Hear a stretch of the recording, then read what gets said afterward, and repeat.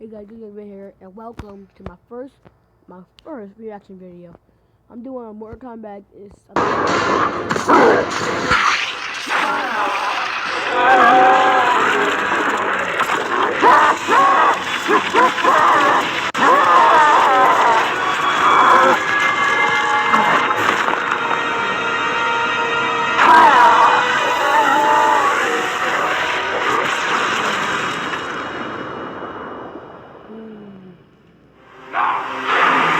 The alien tore through Shinnok's flesh, reducing him to a bloody pulp.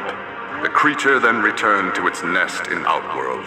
It continued to venture forth looking for suitable hosts for use in establishing a new hive. The alien found more than a few intriguing species and dragged them back to its lair. Once a queen had been spawned, the alien's new hive multiplied quickly and spread unchecked throughout the realm. Emperor Kotal Khan attempted to save Outworld in a desperate final attack on the alien's main nesting ground. The attack failed. Outworld belonged to the aliens. Like Scorpion, Jason Voorhees was a revenant. A vengeful spirit returned to life. Hundreds had fallen victim to his bloodlust. Liu Kang, now ruler of the Netherrealm, took notice. An immortal killer like Jason would be useful in his plans for conquest. He drew Jason into the Netherrealm and offered him an endless bounty of slaughter in return for his allegiance. Jason's simple reply was to destroy Liu Kang. Who's next? This world called Earth produced many worthy opponents, which made for excellent sport. Some possessed a power previously unknown to the Predator's race: sorcery. The Predator sought to harness this new power for use in his conquests. He analyzed a trophy from a recent battle and eventually discovered its secrets. With the power of sorcery, the Predator was unstoppable and decimated the whole world single-handedly. He had become the apex predator. Yo, that's just creepy. Standing over Shinnok, Tremor reveled in his power. Much had changed since the Black Dragon's excursion to the Dream Realm.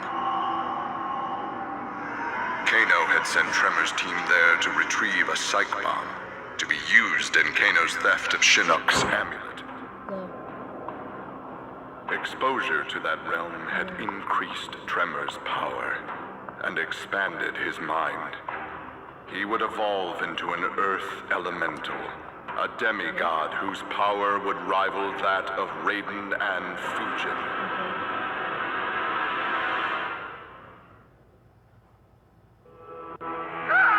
Leatherface had cut down the old man in the strange outfit.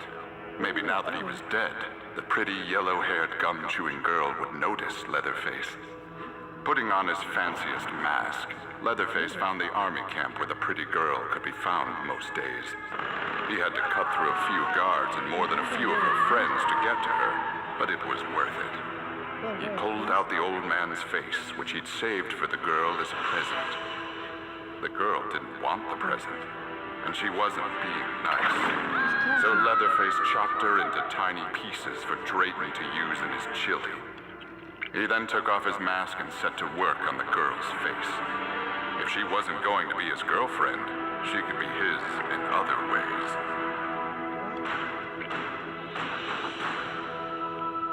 No, that's disgusting. Tanya's next.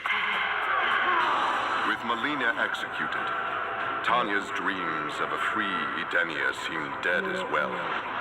She and the other rebels were fugitives from Kotal Khan's justice.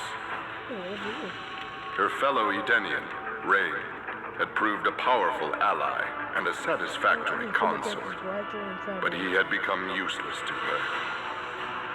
In exchange for leniency, Tanya informed the Khan of Rain's whereabouts.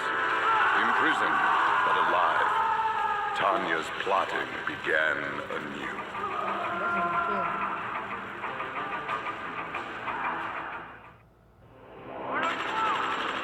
After destroying Shinnok, Triborg turned his attention to the Special Forces. General Blade and the others fought valiantly, but their human weaknesses led to their inevitable defeat. Now with access to the SF computer network, Triborg used it to interface with the Lin Kuei storage drives from which he was spawned. He saved the brainwave data of dozens of his Lin Kuei brothers and sisters to the SF servers. The SF laboratories provided the materials necessary for Triborg to create cybernetic bodies for each one. Soon the downloads were complete. The Cyber Lin Kuei had been reformed. But because Sub-Zero had forever sullied the clan's name, Triborg decided to begin anew. He would henceforth be known as the leader of the deadliest clan in all the realms, the Takunin. Smoke. Smoke. Having learned that Outworld was now protected by the Mortal Kombat tournament, Bo' Rai Cho returned to defend his homeworld. He was no friend of Kotal Khan, but no realm deserved subjugation. Bo' Rai Cho began training Outworld warriors for the fight to come. With Bo' Rai Cho's fighting skills and leadership, Outworld repelled the Earthrealm aggressors. His former friend Raiden had been denied. After Shinnok's defeat, Kung Lao found